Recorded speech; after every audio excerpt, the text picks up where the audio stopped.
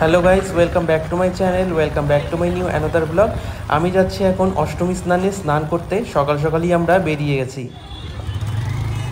আমরা এখন ঢুকছি মেলাটা হবে ওপাশে, আর এই দিক দিয়ে রাস্তা, আমাদের রাস্তা।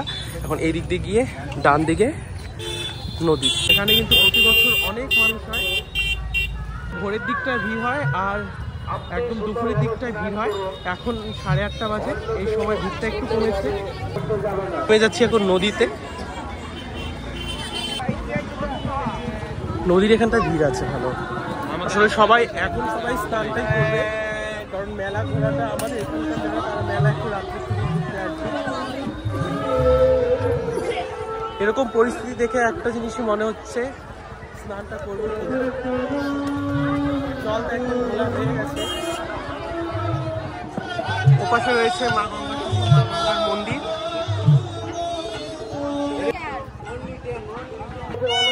এখানে অনেকে ঠাকুরের ফটো নিয়ে বসে, চাল দেয়। অনেক মানুষ কিন্তু এদিকে বসে গেছে। আর ওপাশে হচ্ছে বাউল গান।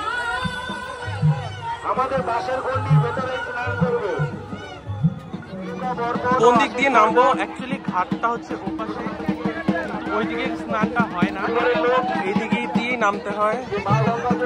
কোন দিক দিয়ে নামবো বুঝতে পারছি না। সবাই কিন্তু এ পাশ দিয়েই নেমে যাচ্ছে স্নান করতে।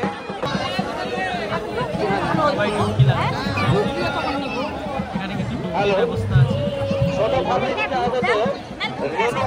এদিক দিয়েই নামবো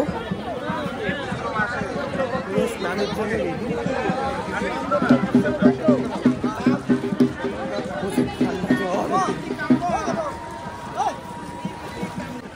এত ঠান্ডায় মনে হচ্ছে না সাঁতার কাটা যাবে।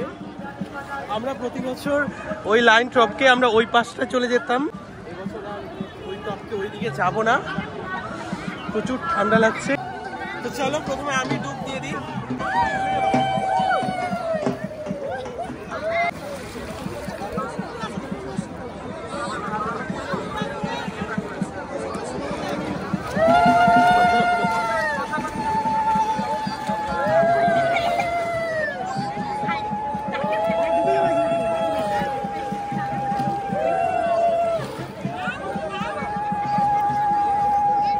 আম পেয়েছি, আর আমটা চুরি করলো পলাশ। দুটো আম বড় বড়। স্নান করে আমরা উঠে গেলাম। এখন যাবো ওই পাশে মন্দিরে ঠাকুর প্রণাম করতে। চারদিক দিয়ে কিন্তু সবাই বসেছে, রাস্তায় খুঁজে পাচ্ছি না কোন দিক দিয়ে যাবো। ও পাশে আছে শিব মন্দির। এখানে সবাই মা গঙ্গাকে চিনি, ধূপকাঠি, মোমবাতি সমস্তটা দেয়। তো আমিও ধূপকাঠি মোমবাতি জ্বালিয়ে নেব।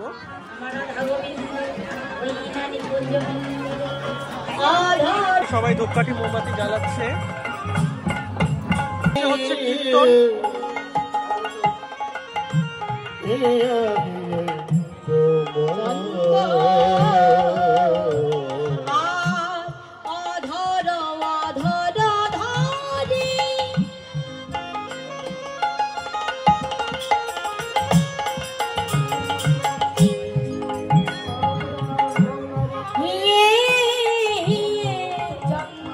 স্নান করে সবাই ছাতু, মুড়ি, দই, চিড়া এই সমস্তটা খায়।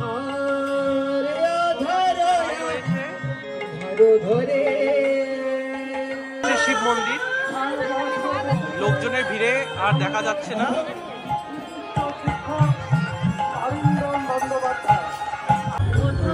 ব্রিজের ওপর থেকে দেখা যাচ্ছে নিচটা। আমরা এখন যাচ্ছি দুর্গা ঠাকুর দেখতে, মানে বাসন্তী ঠাকুর দেখতে। পুজোটা হয় ব্রিজের ওপারে আর স্নানটা হয় ব্রিজের ওপারে। প্রচুর গরম লাগছে, যখন জলে ছিলাম তখন কিন্তু এত গরম লাগেনি। এখানে হচ্ছে দুর্গা পুজো। তো চলো ঠাকুরের সামনে যাওয়া যাক। দুর্গা ঠাকুরটা খুব সুন্দর হয়েছে।